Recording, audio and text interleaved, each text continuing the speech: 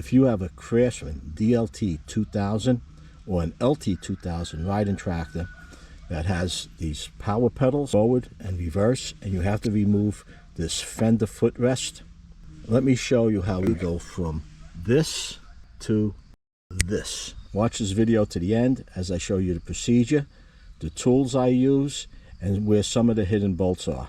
So let's get started. I'm starting on the left hand side of the tractor. When you go to take this Fender footrest off, I'm going forward, we'll just call this a Fender. When you pull this off, these two bolts are usually in the way and they have to be removed. To bypass that, what I'm going to try, there's a hidden bolt under this padding. You could pull this padding off, or you could come underneath. You go on bottom side now, and here's that bolt from underneath. What I'm going to do, rather than remove this nut and bolt here, I'm going to remove it from the frame.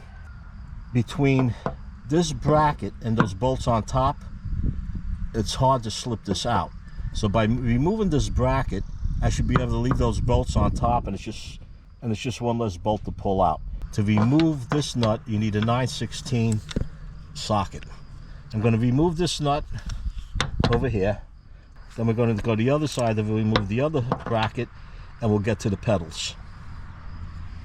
Normally I would keep the nut and bolt in the place I removed it from, but in this case it's in the way, and that's why we're removing it. So I'm just putting it together, and I'll put it in the cup. Keep track of all your nuts and bolts. It's such a wasted trip to have to run to the hardware store to pick another set up just because you dropped one. Now I'm on the right side. On the right side, we're going to do this a little differently. This bolt, this nut and bolt over here, and this one, remove this whole bracket. I'm not looking to remove this whole bracket here. So what I'm going to do is come underneath and get this hidden nut right over here. So I'll be removing this one. I think I have that in focus. I will be removing that nut and bolt. And then we'll come up and get to these pedals. Nut underneath is spinning, so I'm going to have to remove this footrest. To remove that, I have to remove the pedals, which I have to remove anyway. And to remove these pedals, the bolt under here, there we go, requires a 1/2 inch socket. The reverse has 1 bolt, and the forward has 2 bolts. So I'm going to remove these, remove this padding, get that bolt out. Now that I have the forward and the reverse foot pedals out, we'll go all the way to the top and see what's next. Okay. We have automatic cruise control. This handle has to come off. It just simply screws off. So much for simply. I'm going to get a pair of channel locks to remove this. In the previous video, I believe I removed this seat.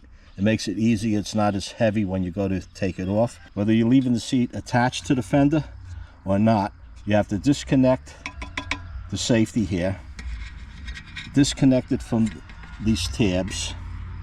Let's do that right now, and then we'll get to the next step. This just pops open and slides right out. Let me hold it. Let's hold me on here. Yeah, it's in there pretty good.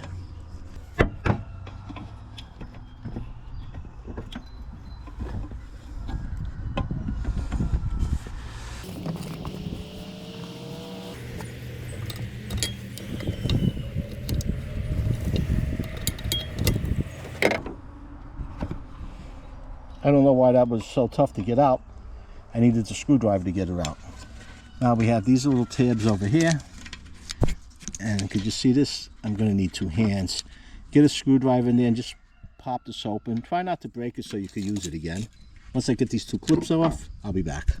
All right, to get this off, you can use a pair of channel locks. Use a pipe wrench. I would put a rag on top of it so you don't mar it up too much or at all. With this, it moves real free. Okay, with with the pipe wrench, it moves really easy. You get a lot of leverage on it. This was after a couple of turns. You just screw it off. This is so the fender can slide up over this. If this is on, can't get past there. Next we have the 2 bolts that are dual purpose. They hold the spring in place and they hold this fender down. They require a 9/16 socket to pull them out.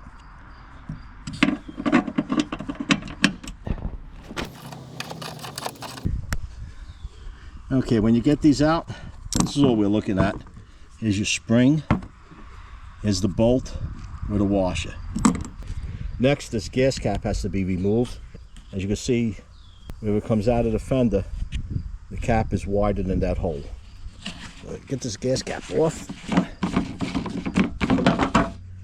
And now this fender should slide right off. Let's see what we have here. Remove this, this, and this. If you have somebody helping you with this part, it would be a big help. With the seat on, it is heavy. You lift it up and just kind of wiggle and jiggle it out.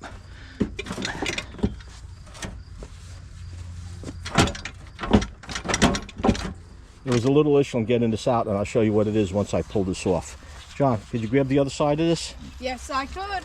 Johnny's going to give me a hand lifting this off. Okay, you're going to lift up and back, up and back. Comes right out. Well, it should be coming right out. Hold on, it's stuck on something. I think it's stuck on your side. Yeah. Okay.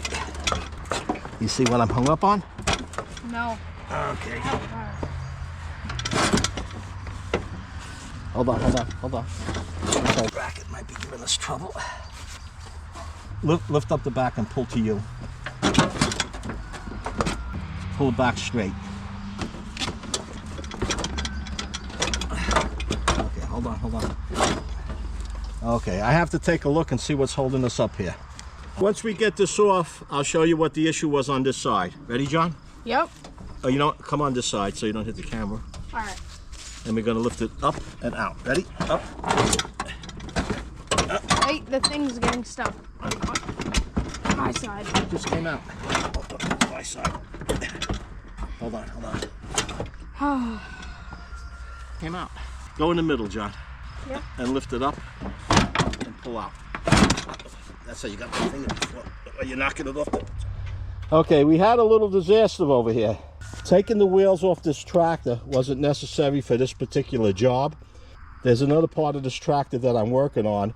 That's why we had it jacked up and the transmission loose and the wheels off. Again, that's not necessary to do this.